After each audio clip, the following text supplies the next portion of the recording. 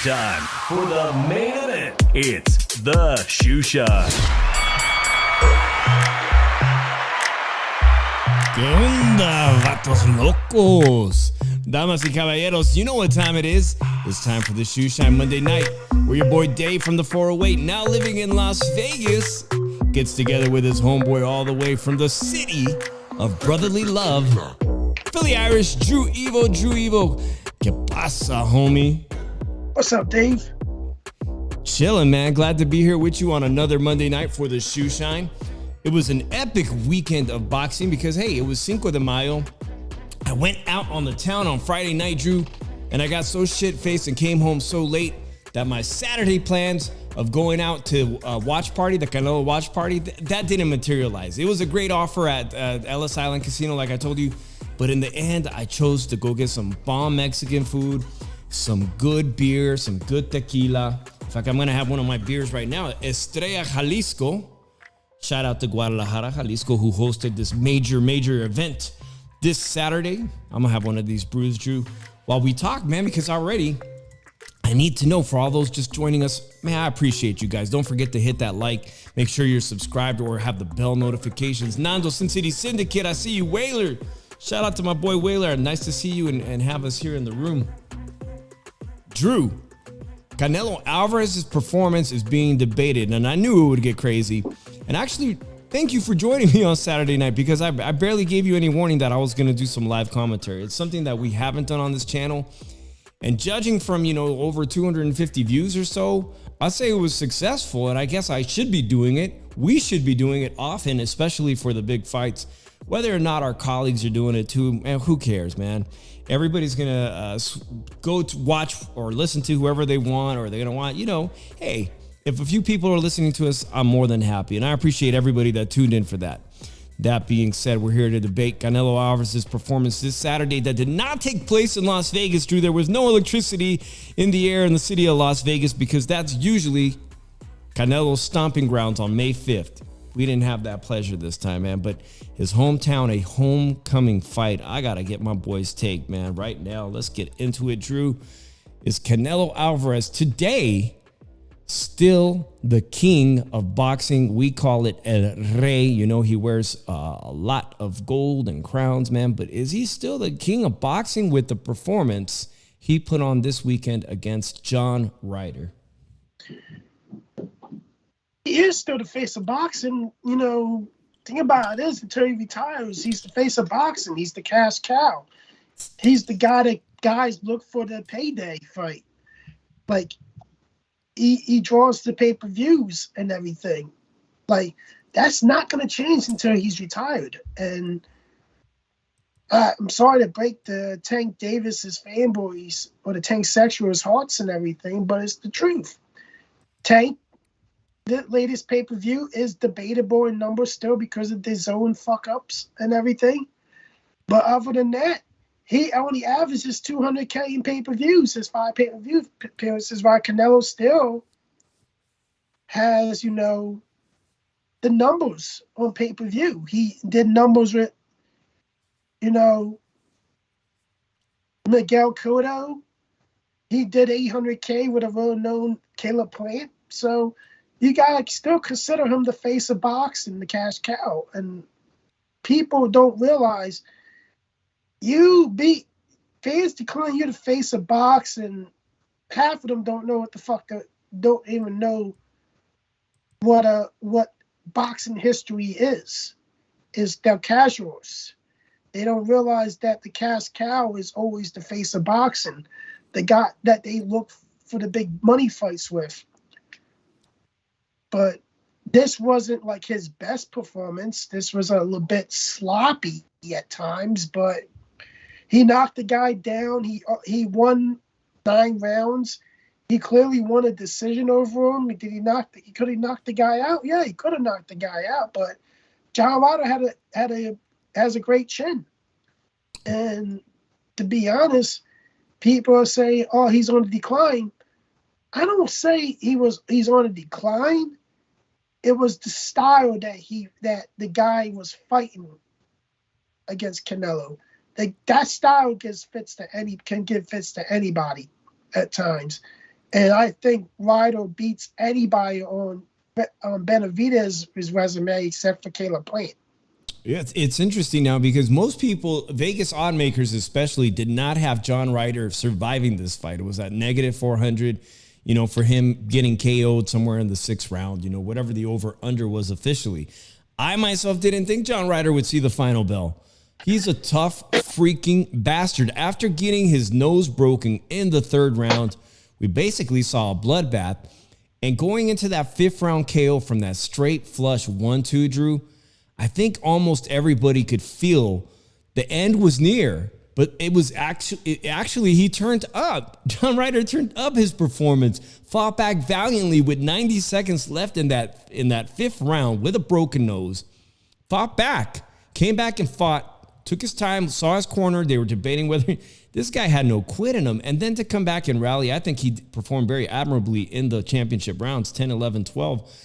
Even so much as having to go back and rescore it, because I think most people judiciously gave him maybe 1 or 2 rounds, the 12th round, maybe the 1st round, or maybe even 2 or 3 of the last rounds. And well, although my opinion is that he didn't win the fight clearly, right? He performed so much better than the scorecards indicated. And of course, in Mexico, if you saw the scorecards, Drew, I think 2 of them gave him 0 rounds. Your thoughts on that? Nah, he at least won 3. He at least won 2 rounds. I had him winning 3 rounds. I had him winning the 1st, the 2nd, and the 4th round. That was all I had him winning. Like, other than that, it was really Canelo was taking them the rest of the time. Even though the rounds were competitive, the World Cup of swing rounds, Mm-hmm. I thought the last one was a swing round, but I didn't see him clearly. Like, he made it a fight, but did you expect him to win the fight? No. But he did make a fight out of it. And, like, I really think people are really undervaluing John Ryder as a fighter because he has 5 losses. And him losing to Rocky Fielding, that's also why they're undervaluing him. And the Caleb Smith, that fight was disputed. I actually thought he beat Caleb Smith, but we look at it like this: John Ryder, he earned his shot, he got his shot, Mm-hmm. He lost the fight. Kudos to him for at least making it rough for Canelo, because he made it rough for Canelo. He made it very rough. That uppercut landed. He landed combinations on him. He landed combinations to the body of Canelo. He landed that sneaky uppercut. So A bunch of times. Let's look at that CompuBox at the 12th round, because I thought he won that. From my watching it live and commentating, I thought that he decisively won that round. But according to CompuBox, Ryder only landed 7 of his total 49 shots, much busier than Canelo by 15 punches, and Canelo landing 10. But I still edged it out and gave Ryder that 12th and final round. And that's where, the issues that I'm concerned about Canelo going forward as the king of boxing, El Rey, is that the guys that are coming up, I'm talking about David Benavides, and shout out to my boy Sin City Syndicate, who says Canelo versus Benavides is the biggest fight he can make. Anything else is a B-grade matchup. And while there, I disagree, because I think Bivol is even a greater challenge, tougher fight than David Benavides.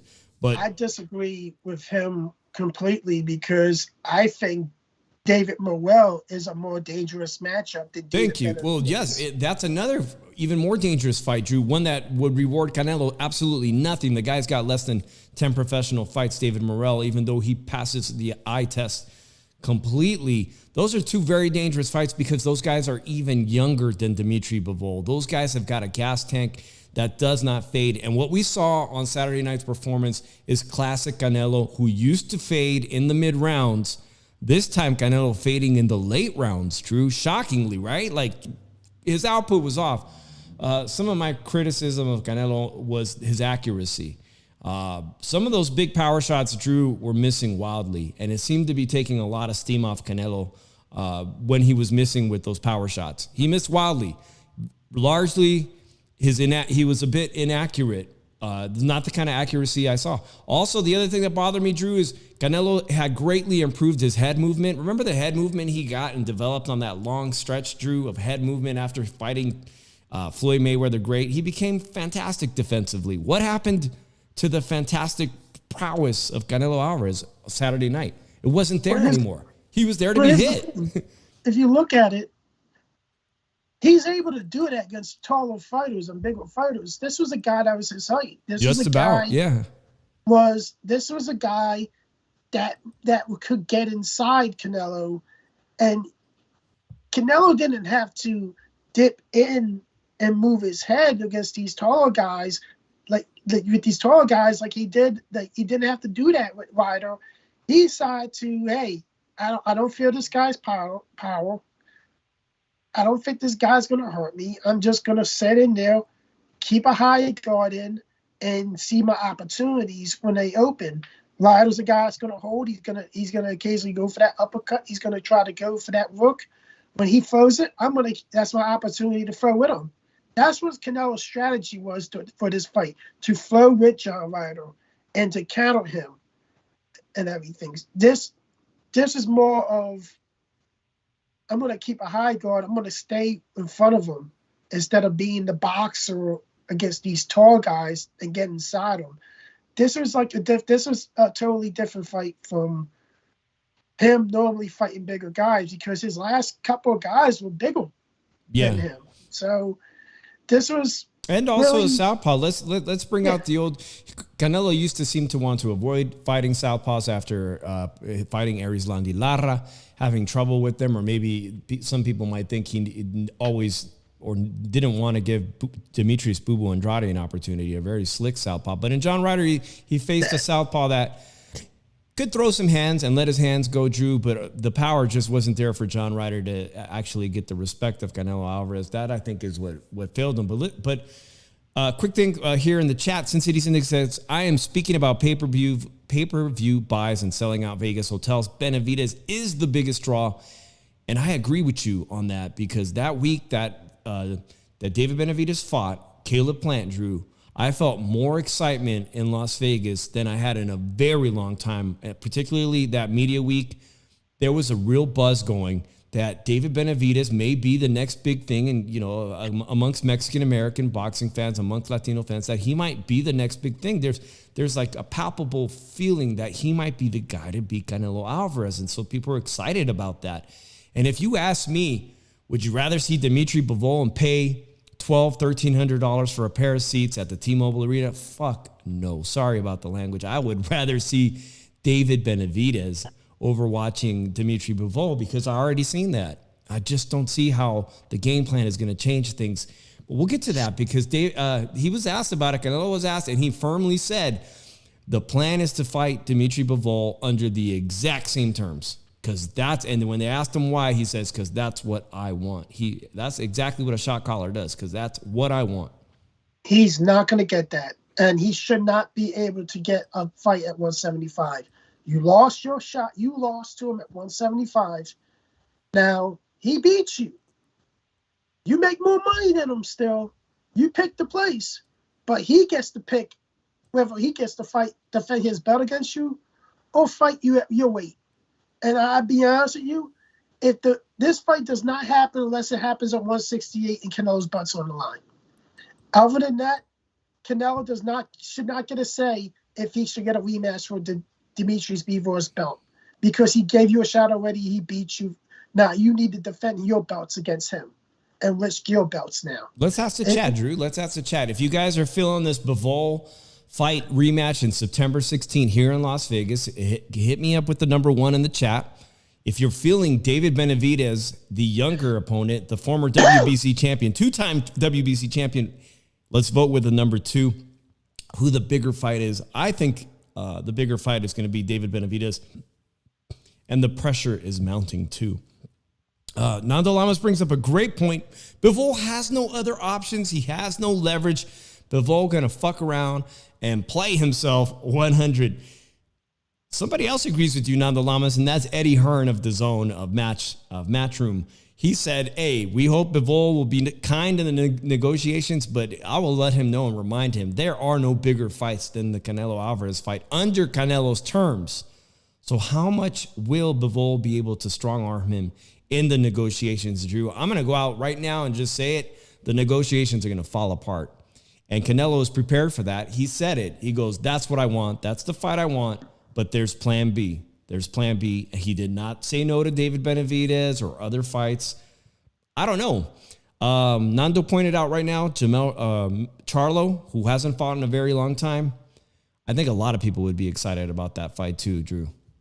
I'm going to tell you right now, and I believe he deserves his shot because he's been a Reggie champion, or you can call it so-called interim champion for a while. And this is a wild card. I think you're going to, if before you see Canelo versus Benavides, you're going to see Canelo versus Morel. Really? Because not Charlo. I don't fit. Here's the thing. You may see Charlo before Morel. Okay. Because I think Charlo will easily be beaten by Canelo. Easily. But I'll be like this right now. If I was David Benavides, I will want no parts of David Morel. Because David Morel will stop David Benavides inside 8 rounds. Yeah, we debated that already, on the roundtable. Shout out to Joe Habib. I am calling it. David Benavides does not want no part of David Morel. They're both Davids. They're both Davids, just like me. Very dangerous, Drew. I want to answer this comment. How is he at the back of the line when he's actually had his title before David Benavides has? Who's that? Who are you responding to? By the way, guys, if you guys want to chime in officially, you guys can call the phone line. The phone line is active. I will take your calls. Don't be afraid to call us, Shushan. It's just me and Drew. I mean, there's a lot of potential great fights, not tune-ups, but great fights at 168 pounds. Man. It's a really hot division now. Drew, we just brought up the fact that Charlo might be moving up in weight to 168, where he should be at this point. It's been a long layoff. There's even the possibility of Jaime Munguia staying at 168 now, because I just heard today that Jaime's upcoming fight against Sergey Derevchik. How do I pronounce that guy's name? Jaime Munguia? Yeah, no, Derevchik. Derevchenko. Yeah, that's going to be at 168. That's another guy that could be up in the mix eventually. The idea that Jaime Munguia was never going to fight Canelo when they were at Golden Boy together. Now suddenly, Drew, they're still fighting under DAZN. I mean, it seems entirely plausible. Not only that, but there's even, murmur about Edgar Berlanga getting a shot at Canelo Alvarez should he beat his upcoming debut performance on DAZN. Edgar Berlanga? I'm gonna say a couple of things real quick. Number one, the WBA is going to mandate Canelo defend his titles against David Morel. That's number one, because they're trying to get rid of all these Reggie titles. Okay? The WBA and the Reggie titles?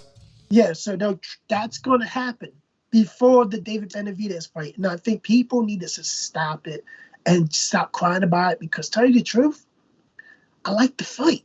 You don't think that Canelo, a man of his stature now in boxing, the face of boxing, everything he's done in the sport, would say, I'm not fighting a guy with 10 professional fights. You're not making me do that. You can have your belt. You know what? Okay, fine. Here's the belt. It's yours. I'm going to be honest with you. If he doesn't fight David Morel and it's been mandated, and people are going to get mad at me for saying it, I consider that a fucking duck.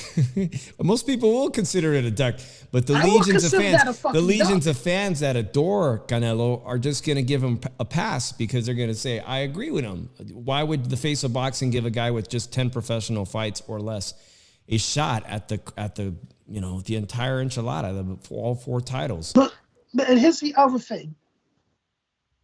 Berlanga is not going to be Scott Quigley. He's not. I'm predicting that right now. Scott Quigley is going to beat Edgar Berlanga.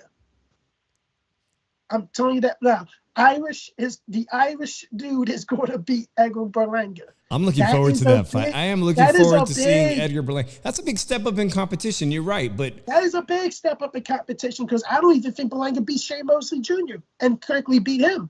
Shane Mosley Jr. is his worst big enemy, Drew. On any given night, he can perform like, he looks like his father almost. And on another given night, he looks like a guy who's a club fighter. By the way, guys, we're talking about the WBA. This weekend in Las Vegas at the Cosmopolitan, I was going to go to the Rolly Romero fight. Rolly Romero, who just fought Gervonta Tank Davis. I have passed on the opportunity, Drew. I got way too much shit, and I'm going to tell you why. Because the WBA cannot get their shit straight, Drew. They just can't, all right? Alberto Puello, and that's not Alberto Puello. This is the guy Rolly Romero is going to be fighting. No diss on Venezuelan fighters. Venezuela produces some great, amazing fighters. Linares, Valero. There's quite a handful of great Venezuelan fighters who have come out of Venezuela. But this guy, Barbosa, is 40 years old. He is not even somebody I would consider a top fighter in the 140-pound division. I mean, I wouldn't even bring him up. I don't even think he's top 15, Drew. And this is the guy Rolly Romero is going to fight as a last-minute opponent who's also ranked. He's ranked number 1, Drew. I think this guy Barbosa is ranked number 1 by the WBA. Puello, we brought this up, guys, just recently won that title and got busted by VADA for enclomiphene. Enclomiphene, Clomid, it's a drug that's given to men and women to help fertility issues, get pregnant. He says, I'm on the drug because I wanted to get my wife pregnant, and she did get pregnant. Here's all the proof. All right, it's a banned substance. He should have told the sanctioning bodies. Everyone should have been on alert that he was on a testosterone booster. It can increase your testosterone by 1.5 to 2 folds. All right? He deserves to be stripped. If you go to the WBA website right now, Drew, Alberto Puello is still the world champion at 140 pounds. I've got random news sites saying this Saturday, Rolly Romero is fighting for the vacant belt. The WBA says he hasn't been stripped. All right? So how do you promote a fight this Saturday with so much potentially on the line and you can't even get the fucking story out correctly? Is this a title fight? Did they strip the guy for being on a banned substance? Why hasn't there been a hearing? What is taking so long? Because, Drew, if Rolly Romero beats up a 40-year-old guy from Venezuela and wins this Saturday night and did somehow get this vacant title, you know Gervonta Tank Davis is going to take that rematch and say, let's run it back. Of course he is. Let's run it back for the real 140-pound, not a Reggie belt, but a real WBA strap. That Josh Taylor gave away. Remember, guys, Josh Taylor gave away the belt, unlike Canelo, who has all 4 titles and is undisputed. Josh Taylor said, I can't afford to pay to keep all these belts. I'm not Canelo. I am not making 10, 20, 30 million, 50 million per fight. Here, I'll just keep one of these belts. The rest of you guys compete for these belts.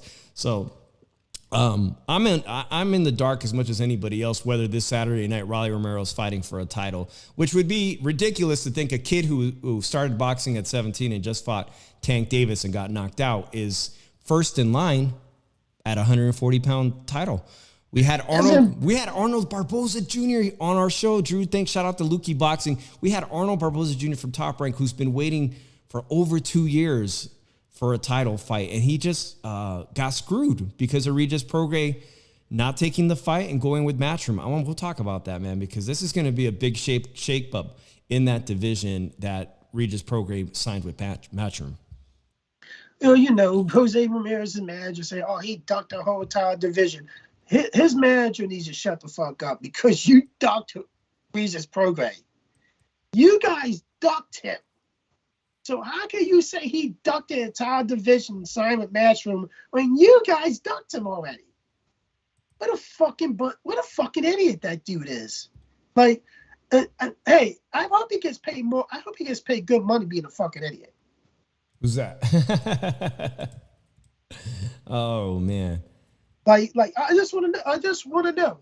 Like the dude tries to get into it so he can keep himself relevant and keep his fighter relevant. But you said the stupid thing knowing that you already ducked the fight with Regis Progetti. And, like, I just don't understand. The dude's a fucking idiot, and the dude should shut the fuck up while he's ahead. Like, seriously, man, your guy ducked Regis Progetti. It's point blank. He fucking ducked Regis Progetti.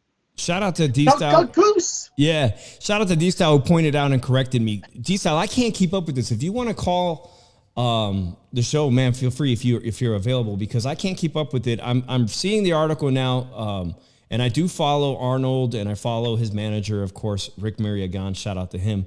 That says here that Paro, who is signed with Paro, he's Australian, is signed with Matchroom, Drew. I guess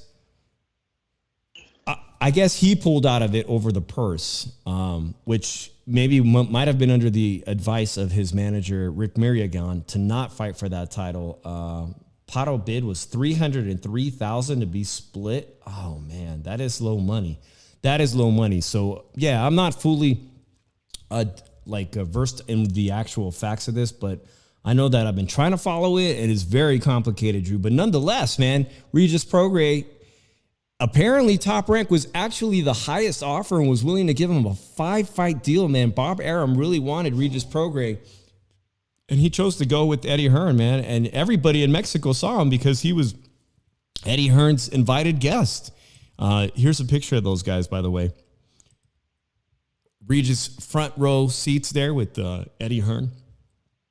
That division is up for grabs, Drew. Now I guess a bunch of very good fighters are signing with Matchroom, and the rest of them are over at Top Rank. Don't forget, guys, there's a big Top Rank fight, 140 pounds, coming up in New York, Drew. You forgot about that one? The return of the takeover. Or the bend over. Yeah, Josh Taylor versus Lopez, man. You can't get bigger than that at 140 pounds. The end is near. The end is near for that dude. Man. Regis is crazy like a fox. Nando Lama says, fuck out. Regis is crazy like a fox. Got suckers feeling sorry for him. True. Don't get mad because your boy ducked him, Nando. I'd be ashamed of him too. Regis Prograis took less money for easier fights. LOL. He did take less money. That's what's tripping me out about this Regis Prograis story, Drew, is it's the fight game, and you want to make as much capital as you can while you can. And he took a smaller contract, less fights, right, Drew?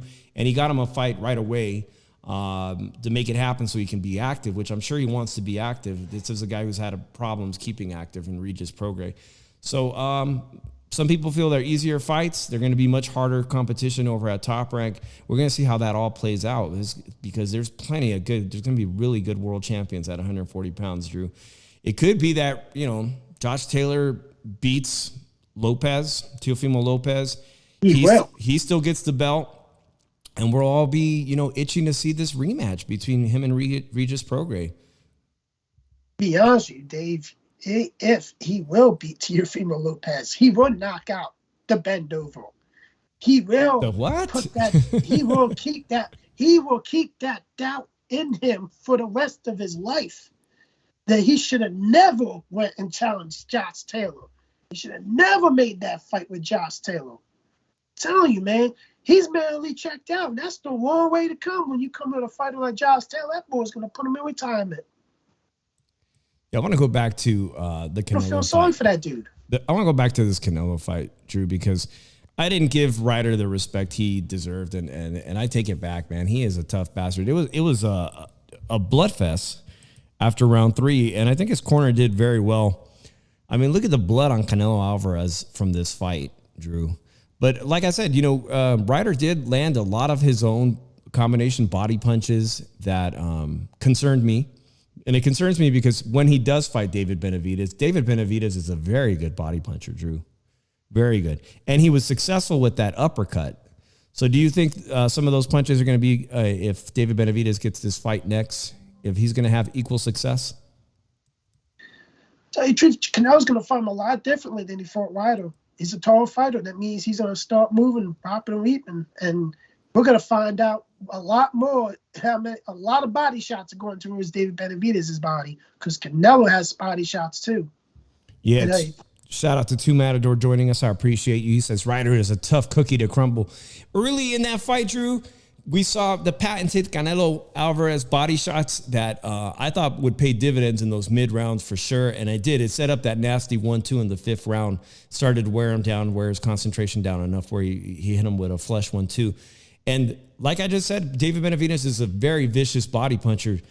But likewise, man, David Benavides is a tall, easy target, right? He is. And the thing about it is, David Benavides is not a one-punch knockout guy. He's not. He's a guy that goes with volume and everything. And, like, he couldn't get Caleb Plant out of there. Caleb Plant just kept coming to him. And say, come on, is that all you got, man? And he survived 12 rounds, man, with fucking David Benavides. People are really going to have to think this through before they say Canelo's going to get stopped by Benavides. If you think he's going to stop by Benavides, I think just opinions of the Canelo haters, man. Interesting. I just really think it's just an opinion of a Canelo hater. I'm not a fan of Canelo, but I'm going to put out, I'm not being biased at all. I'm not a Canelo hater, but I still think he beats Benavides. I think he stops Benavides late and everything because he's the type of fighter that Canelo likes to fight. And this is a matchup that favors Canelo. And people just really got to just put it in there, man. Like, I don't think that fight's going to happen anyway because it's going to be over money and it's going to be over network bullshit. Because I think this. You're not going to take what Canelo offers you because it's going to say, we're going to give you 20%. And you're not going to take 20%. And then it's going to go to post. And then if you don't agree, it's going to go to post bid. Eddie Hearn's going to win that post bid. Eddie Hearn at Top Rank's going to win that post bid. PBC's not going to bet on that. Ain't going to outbid these guys. They're not. And then after that, what happens? Benavides' people say, no, we don't want the fight. We don't want the fight right now. And then what these fanboys going to say next? What these fanboys going to say next? Oh, he wanted to, like, you're going to make up some type of bullshit fucking excuse. Your man did not want the fight. That means, did he kind of duck that fight? Or he wants to think that he's a high B-side when he's not a high B-side because you're getting the same fucking split as Caleb Plant. And be happy. Take your fucking $8 to $10 million and fucking get your ass whooped real quick. We got a call, Drew. We got a phone call. Are you still on the line here with us? 915 with the shoe shine. Yeah, I'm right here. What's up? Oh, who are we speaking with? Who we talking to? This is D-Style. D-Style, what? You sound totally different, brother. I appreciate you calling, man. Hey, D-Style, everybody, of course, on YouTube. I wanted to ask you, D-Style, straight off the bat, and then if you can give me the correct information on that 140-pound issue with Armor Barbosa, but I really want your take and your opinion on the here's Canelo my thing, man. Mm-hmm. Look, check it out. So, first of all, Barbosa signed with Top Rank, and he couldn't get the Teal fight. He hasn't gotten a title shot. They haven't done shit for him. So this idea that, Regis, you got to sign a five-fight deal with Top Rank if you want to get the fights, says who? Because if these dudes don't want to fight him, even if they're on their Top Rank, they don't need to fight him. As you could see, Barbosa ain't getting no shot against anybody under that same banner they're saying that Regis needs to sign to. That's number one. Also, I don't know where Ramirez is getting this whole. Look, first of all, a lot of Ramirez fans, I don't know where they get this whole he's a big golden goose and this big draw, or that somehow he calls the shots and Regis better do what Ramirez says. Like, based on what? If you look at the purse bids, I think I could be mistaken on this. You guys can look it up, but like the WBO did a purse bid for Paro and Ramirez, and Matchroom won that purse bid. They did not put that much money up either for the amount of money that Ramirez claims he wants. And I don't know based on what. Him and Progress both did the same gate, okay, of $300,000 in their last fight. So it's not like Ramirez calls the shots here. You wanted to get married, you got married, okay? So Prograis came in, he destroyed Cepeda, and then you're over here demanding a cool $1 million to fight Prograis like you're somebody. Based on what? Well, you want a retirement check. That's what it is. That's just the truth, guys. Ramirez, I don't believe, he's not in a rush to fight Prograis. He knows, and you know what? Ramirez fans knows what's going to happen if he fights Prograis. Because you never hear them say, oh, well, why would he be scared of Prograis? He'll beat Prograis up. They never say that, right? They always say, oh, Prograis, he's signing with Matchroom. That's a mistake. Based on what is it a mistake? Let me run it by you a little bit, okay? Sure. Paro Barbosa, okay, that was a fight that was ordered as an eliminator. Barbosa didn't want it. Now, you could say, oh, he wanted more money. Okay, based on what do you want more money, dude? Based on what? If you were worth that money, Top Rank would have put that money up, right? So like the whole thing makes no sense to me. Like I don't want to sound mean to these guys, but they're kind of delusional sometimes. At some point, you need to make a move or two. At some point, then sit there and don't fight anybody. Then, all right? Like it's that simple. Prograis is the one that doesn't have an issue getting paid. He just got his bag. He's going to fight Paro, okay, who's a pretty decent fighter out of Australia, right? Don't sleep on him. I think Prograis is going to win, but don't sleep on him. Well, I slept on Matthias. I slept on Matthias, and look how now suddenly he's getting a lot of praise, right? But look at the landscape, brother. Here's why it was the right choice. It's only a 3-fight deal with Matchroom, just 3 fights. He already has his 1 fight next month. Okay, Top Rank wanted 5 fights. That's ridiculous, all right? I'm not for fighters signing these long contracts, and here's why. Tater has 1 more fight left on his contract. I think we all agree he's going to beat Teofimo Lopez, so he's going to come off with a win, and guess what? Eddie has a platform. They just signed a 2-year extension with the Zone. They have money to play with. They're going to make offers, right? So that the second fight with Tater could definitely happen on the Zone, the rematch. That's number 1.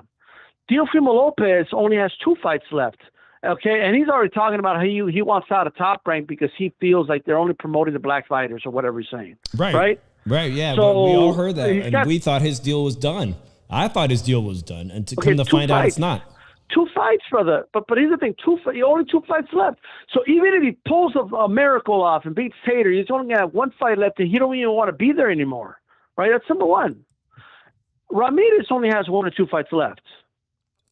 Like that dude only has 1 or 2 fights left. You think? And for all the Ramirez fans out there, believe me, Arum already did an interview with Joe Habib. You guys can go to Ringside Reporter and listen to it. And Arum already said, he immediately said, oh, we have no problem talking with Matchroom. We can make a fight happen. You know why? Because Ramirez is expendable to him at this point. He's going to get 20% cut out of Ramirez's purse. So if he could get 20% out of Ramirez's purse and that's Matchroom's money, believe me, Arum's going to do it. Do you think his performances, Jose Ramirez's performances against bringing up these 135 pounds, and I'm talking about post Josh Taylor, you think the writing on the wall is there for Bob Arum, that it's time to cash out? Here's why I know there's a writing on the wall, bro. This is how you know. Look, actions speak louder than words, okay? He didn't demand $1 million to fight Comey, did he? No. He immediately fought Comey. He didn't have a problem making a fight with Comey. He didn't have a problem fighting any of the other dudes he's been fighting, right? Pedraza, he didn't demand $1 million. Why is he demanding $1 million to fight Prograis? Right? He's trying to price himself out, or he knows his stock's going to drop dramatically, because I think everyone knows. Everyone has that feeling sometimes we just know who's going to win a fight. And I think Ramirez fans know. Everyone, not just Ramirez, we all know Prograis is going to win that fight. Ramirez knows it. If Ramirez was confident that he could beat Prograis, he would have fought him for the same amount of money he fought Comey for, because he was confident he could beat Comey. Like that's just the way, that's how life works, right? When you're not confident about something, you start demanding more, right? Like, he's looking to either cash out or price himself out of that fight. But you know who doesn't care about all that? Arum, right? Bob Arum knows eventually that contract's going to run out with Ramirez. And he knows he's not going to let a good opportunity go to waste. He will work. And you know how I know this, guys? Do yourselves a favor and look up Ramirez versus Hooker. You know where that fight took place? DAZN. That was on DAZN. There was no issue And you know making what? that fight At either. the time, and here's the thing. At the time, Ramirez was undefeated and he was a champion. So now, as a defeated fighter, after he got dominated by Taylor, right? As a defeated fighter who has not looked that spectacular and he has no belt, what makes anyone possibly think that he has this leverage to where he needs to make Prograis go to Top Rank to fight him when you don't even have a belt, bro, right? In fact, Ramirez is not even like the top priority. They're already talking about. There's rumors that Matchew's going to sign Matias, and they're going to do a Matias Prograis fight, which is a much better fight than the Ramirez fight. So he has options, and guess what? I do believe Matchew will make an offer to Josh Taylor. And Josh Taylor may take it because Matchroom is a company based out of the UK. Josh Taylor is from the UK. So there's a very good chance he might, especially if it's a rematch at Prograis and they put the money up, we may get that rematch. So I think Prograis make the right decision signing with Matchroom, quite frankly. I think it's going to play out, like you said, it's going to play out well, especially if they add Matias or Matthias to the equation over at Matchroom. It's going to make some very compelling fights. And, it's a better fight. And it's Josh a better Taylor, fight. It's a unification. Like you said, Josh Taylor, too, after, most people will think he's going to beat Teofimo Lopez in just a short while. And he'll be able to go over there and sign some big deal fight, too, for unification. But while I was talking about that, D-Style, your thoughts on the WBA's 140-pound title that Alberto Puello it's one of the belts that he picked up. And in his first defense, he already tests dirty for a banned substance that I was talking about, Clomid. And I can't find out if this fight this Saturday is for the vacant belt because I haven't seen a suspension. I haven't seen that he's stripped. I heard it was for an interim. I saw the poster and it said interim. Interim. Describe interim to somebody who's out there who may not follow boxing religiously. What the F is interim? Interim is basically you're not really the champion, but you're kind of in line. If for whatever reason the champion does end up getting stripped or no official champion is announced, then you're in position to be upgraded to the actual champion, right? So that's basically what it is. Like you're kind of like a vice president to the championship, kind of. You know what I mean? Got it. While he awaits his suspension trial or whatnot, his trial, right, or his review. I'm talking about Alberto Puello. But look, man, yes. I'll tell you what. If Raleigh has the interim, right, it wouldn't shock me if Tank Davis goes to 140 and he fights him, and then they'll say it's for the official belt. I know, right? They'll I'm upgrade just saying Raleigh. it. Yeah, it's a big deal. And the thing is, he's probably the least out of even the landscape of former lightweight contenders. He's the last guy I would have forethought would be a titleist at 140 pounds. This is like the last guy. If he wins that belt, we're gonna see Raleigh versus this dude at 140. If he wins that belt. And they're going to keep it at PBC. And they're going to keep it over there at PBC. Yeah, look, and I want to make one more quick point about something Aram said, and it's true. Sometimes something happens in life and in business that changes the landscape, right? Ryan and Tank changed the landscape in this way. And he also cited Fury Wilder, right? Mm-hmm. Here's the deal. If two promotional companies work together and they split basically the risk, the fighters make more money, right? And the events work out to be better, right? He cited the Garcia Tank fight. So it's just simple, right? You want to do Ramirez Prograis? Okay. Everything you're worth Ramirez, let Top Rank pay you that. Let Matchroom pay Prograis, right? And then you guys could do the fight. And I don't think Aram gives a shit where it's streamed, to be honest with you. I just don't think he cares, right?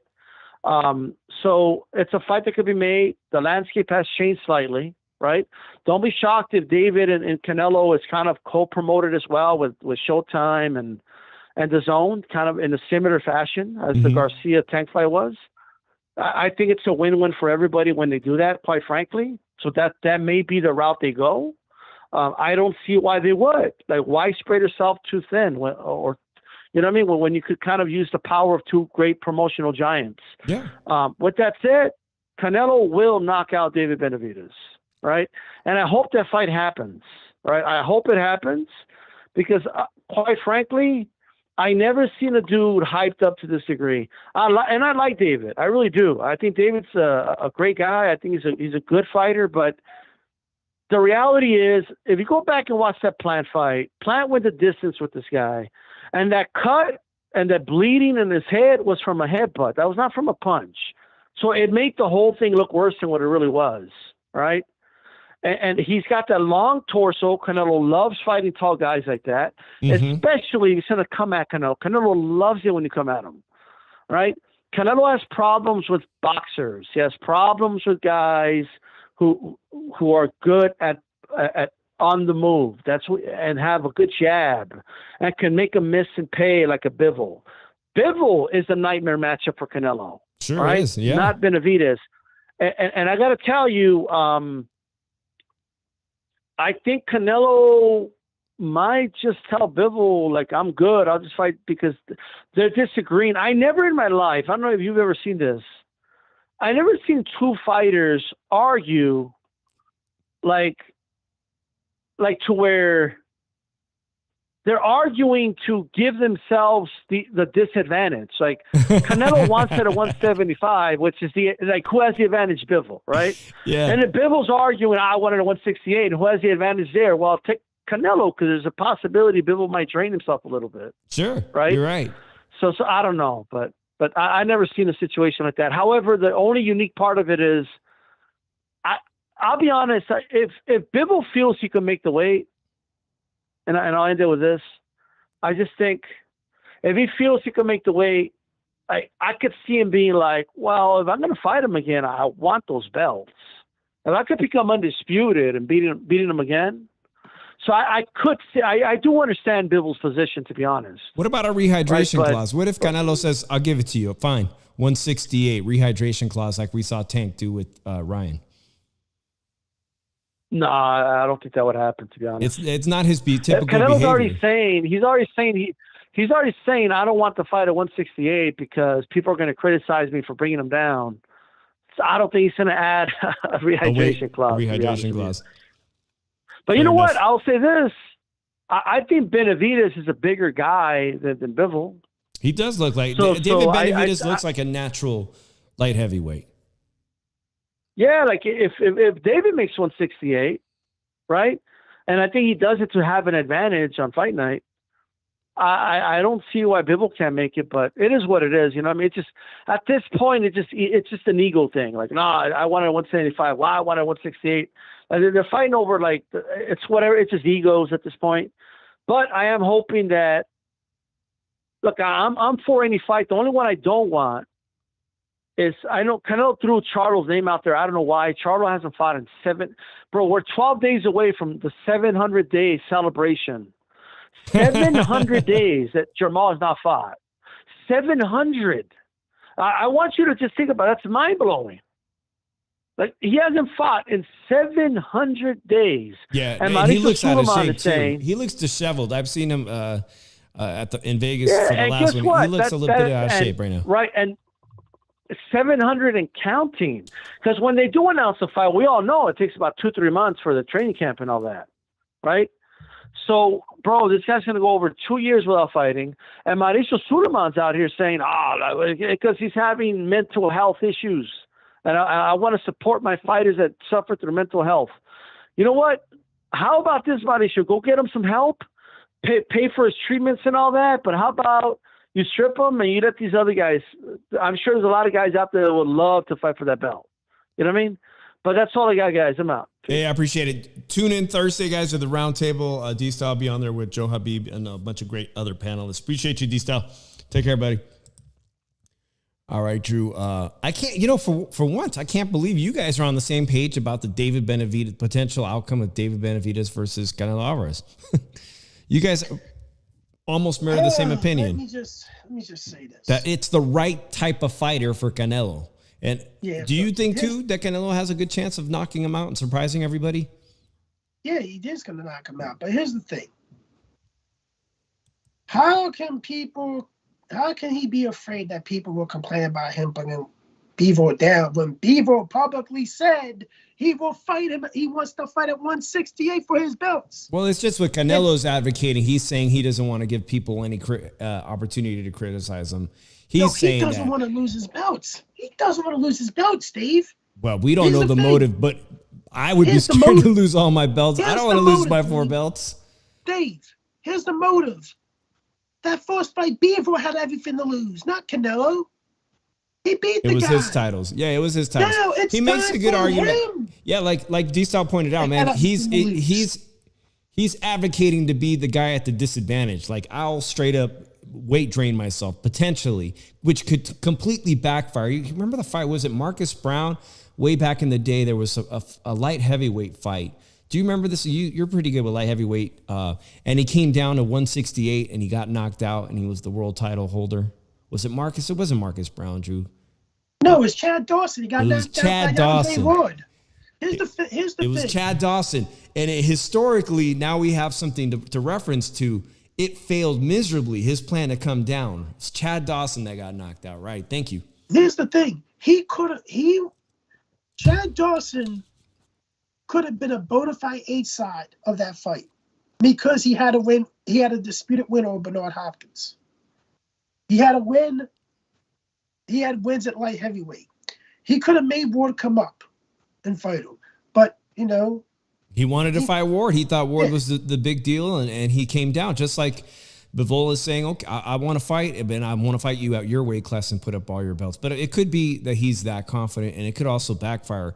I'm not, Drew, straight up, I'm not confident that this Canelo-Bivol rematch is going to happen. Not in time by September. I think there's way too many things that are going to hold this thing up. We're in May. It's a short turnaround.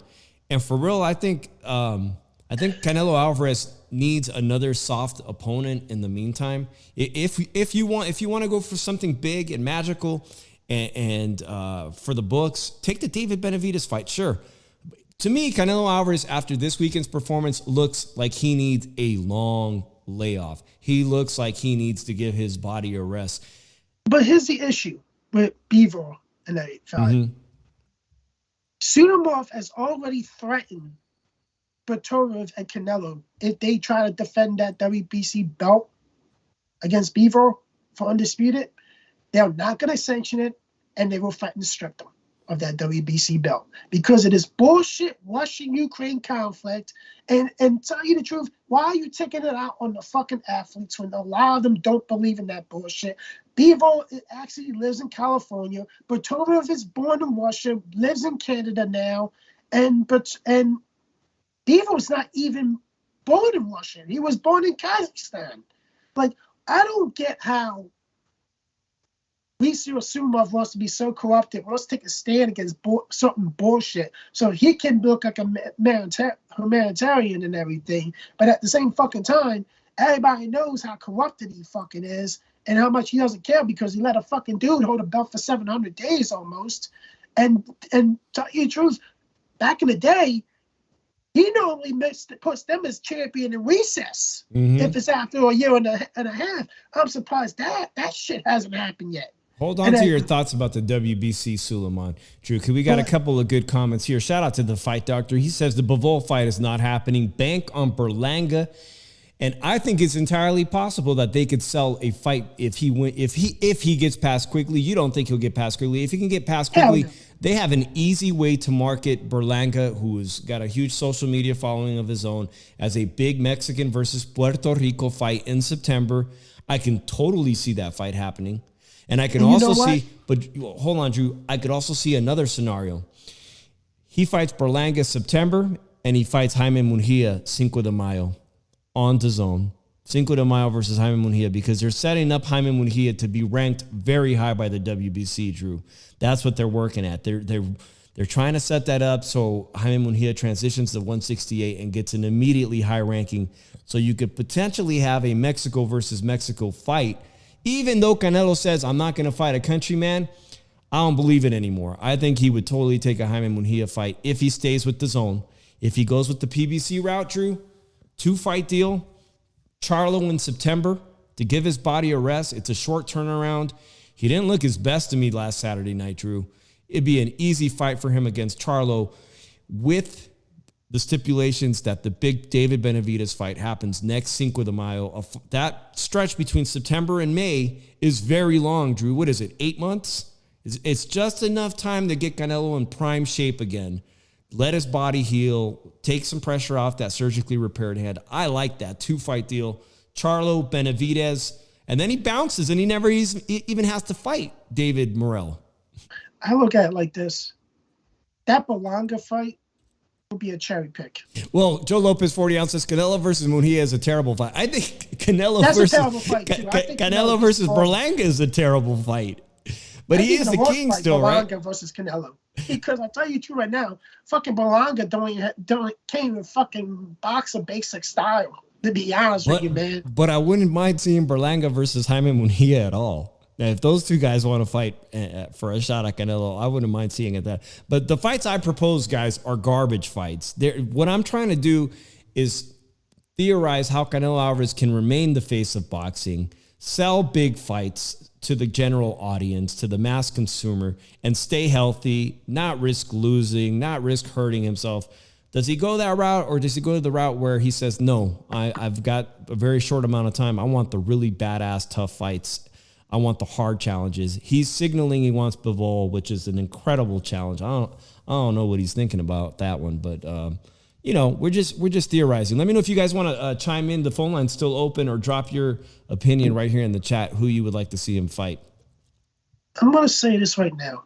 Can we stop including Spence into this conversation? Because that's a fucking dream fantasy fight that some of you guys just need to get the fuck out your fucking head. Like, Charlo is not that big of a fucking draw either, by the way. Like, Charlo's not a big draw. I'm sorry, he's not.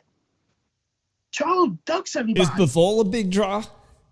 No, he's not a big draw, but he's a fucking great fighter.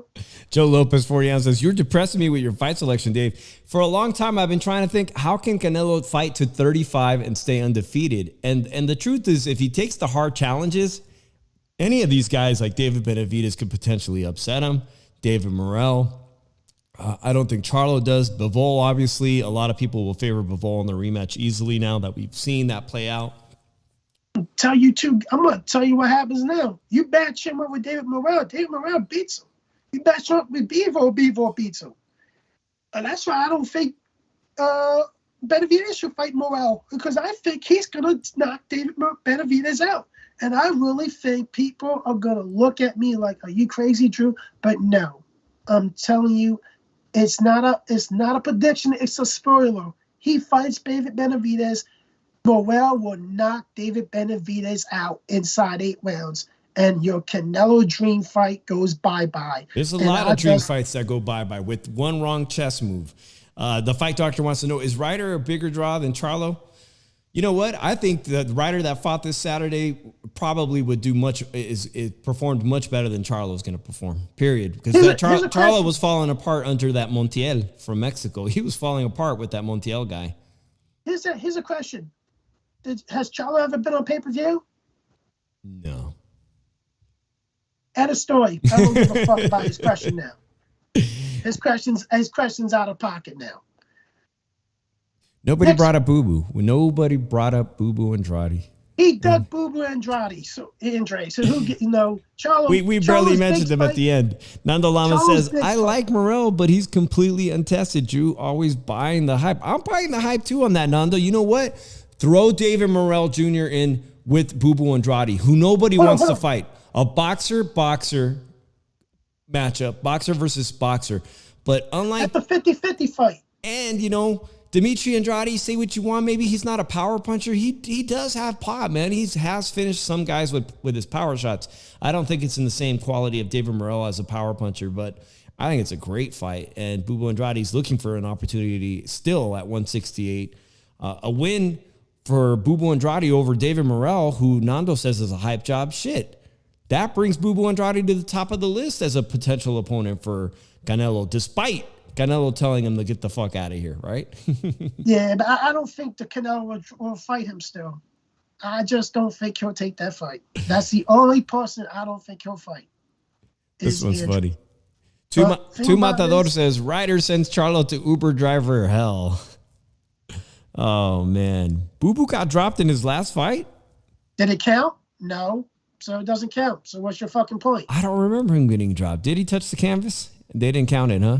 They didn't count it. They ruled as, I guess, a slip or something, but it doesn't count. So the great thing about boxing is that styles make fights, Drew. Styles make fights. Well, I appreciate D-Stock calling in the show because we brought up Jose Ramirez this week and all the potential challenges at 140 pounds now that Regis Progetti is signed with Matchroom, Drew. And, someone called him the face of Fresno boxing in our chat. But this weekend, Top Rank is doing a big show in Stockton, California. And for a minute, Gabe Flores, who was a widely touted prospect contender, Drew, until he ran into El Venado Lopez, who is now the featherweight champion of the world, he's going to be making his return, man. There were some words that, they were going to release him after that savage beating. He is on this card, Drew. It's a double. There's 2 championships on the line. And shout out to our homeboy from Salinas, Ruben Villa, who we've had on the shoe shine. Ruben Villa is on the card. Gabe Flores is on the card. And there's 2 title fights this Saturday on ESPN Plus. Who are the title fights? Australian Maloney is fighting as the co-main, right, Drew? Hey, we got a call on the line. Oh, we got a caller? Yeah. All right. Hey, 503, you're on the shoe shine. What's happening? This is the Chicano Prophet calling in. Thanks, Drew, for bailing me out on that one, man. No, I appreciate you, man. I wasn't looking at the phone line. What's going on, Chicano? Your thoughts on this big weekend? Well, man, I got a lot of things to say, man. Well, first off, I'd like to say that the Charlos did do a pay-per-view. It was a doubleheader in October of 2020, okay? At the time, this was before boxing was, dead. I think it was pre-COVID, right? They hit about 100,000 together, right? They flipped the coin. Yeah, I remember and I think Jermel was quote unquote the headliner, right? So he does have a little bit of a pay-per-view draw. 100,000 these days doesn't even sound all that bad when you compare it to some other pay-per-views, So I do think it's a feasible fight. Canelo versus Jamal Charlo. The Charlo name, it's a brand, whether people like it or not. People are familiar with that Charlo name.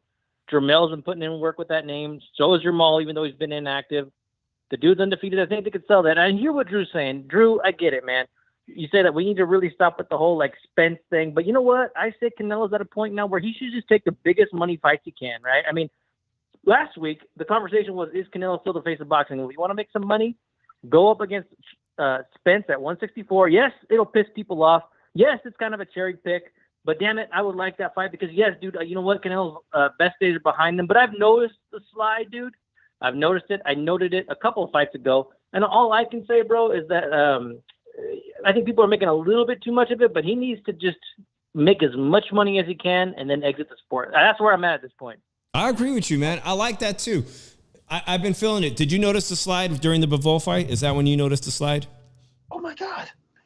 Yeah, during the Bivol fight, I noticed that he didn't have that hunger anymore to go on the front foot to answer when he could have. And then in the Triple G fight, I felt like they both kind of decided to take it to a decision, but you could tell he just doesn't have that hunger. Also, he's always had a little bit of a tank issue. We've always noticed that, right? But it kind of went away when he went on a really good run. And hey, he was going 12 rounds with Triple G multiple times, going 12 rounds with Jacobs, went undisputed. So we kind of forgot, but he's always had a little bit of a gas issue. And I've always privately thought that Canelo style would not age well. This is about that age, around 32, 33 is when I predicted this. And, I don't want to be somebody who just disregards of what a fighter can do past prime, but I just think his particular style is not going to age well. I think he's got about another year where he can still beat the Benavides of the world.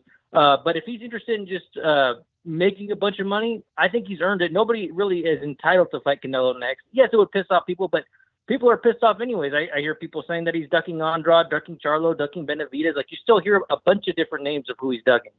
Sure, there's always going to be those people. So, he said it himself. Canelo said he conceivably saw himself fighting to mid-30s, 35. That would leave him a couple of years, potentially 4 or 5 fights. I'm not salty with any of these fights. I think he's entitled at this point to ride off into the sunset on his terms. He's earned it as the king of boxing, Drew. I'm just going to say this right now before we start. This is not the Chicano. We all know this is not Chicano Profit. This is Chicano Budget. This is his trim brother on the line and everything. Because Chicano Profit is a proud Canelo fan that will back Canelo whenever he does and say he'll beat anybody. He wants to smoke and everything. Well, back in the day, the fight doctor pointed out, we all remember back in the day, if you followed Canelo, that in the mid rounds, he would use the ropes to his advantage to take time off the clock, you know. And this time around, what we saw is when he was pressed up against someone who really wanted to take the fight to him, his gas tank seemed to evaporate in the late rounds. And that's why I think David Benavides, who we just saw display to still have a really good gas tank and be able to make 168 with his new strength and conditioning coach, Angel, who was linked to steroids, of course. But I think it's a dangerous fight nonetheless, a good fight, a great fight, and one that would sell tremendously. And Chicano, are you in agreement that fight should not be marinated and just happen? It's more advantageous to Canelo to get that fight out of the way now? You know, I could see it two ways. One, people are acting like that would be a big fight, but I don't think Benavides necessarily brings in anybody new. Like, the Mexican fans are already going to be there. I think it would sell just about as well as like a Charlo fight. I think the hardcores would like it. And for legacy, we don't know what Benavides is going to do in the future. Based on the eye test, I have to say that I think Benavides does have potential at this weight class, but I don't even know how long he could stay at 168.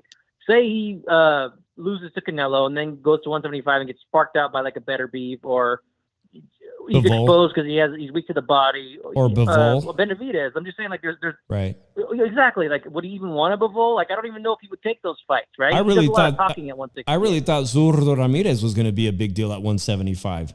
I thought he was going to, compete admirably against Bivol, and he got outclassed. So we don't know what David Benavides is going to do as he moves up in weight. We've seen a lot of guys be great at one weight class, right? And then they move up, and I mean, I'm not going to compare him to Julio Cesar Chavez, but Julio Cesar Chavez was just only decent at 160, and that's it. And we could argue if he was decent at 160, but I totally agree with you, Chicano. Are you looking forward to any of these fights in California? I know you're You're from California, from the Bay Area, like me at one point. And we were going back and forth about this Fresno situation in Stockton. Do you think Top Rank knows and recognizes they have to have local audiences in California to keep the Top Rank audience? Go Fresno. Yeah, dude. You know what? I think it's good to put fights there. I think that the Mexicans will show up there. That's evident when you see people like Mikey Garcia there. Also, man, I've moved to the desert. I'm in the desert like you now, Dave. And I'll tell you this, dude. They need to put more fights in Arizona. That's what I think. There's a shit ton of fighters out here that can sell well, like Chavez versus Jacobs. I mean, that sold. I've seen Valdez has been put out here. Burchell's been put out here. Like, we need to go to where there's hotbeds, man. Well, that casino where the Valdez fight was. Sorry, man, but that casino that Valdez fought at is beautiful, man. That's a great venue.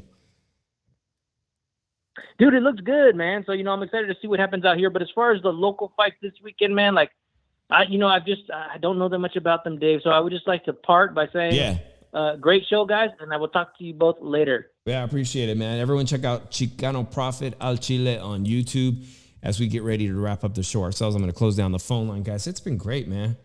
It's been a great show. What's on your mind, Drew?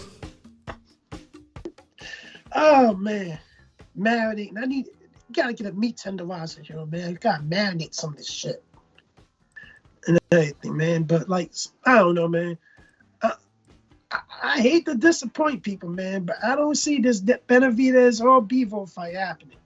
And I think the Berlanga fight's a cherry pick. I think the Mejia fight's a terrible fight because he easily beats the shit out of Jaime Mejia because the motherfucker's slow as fuck.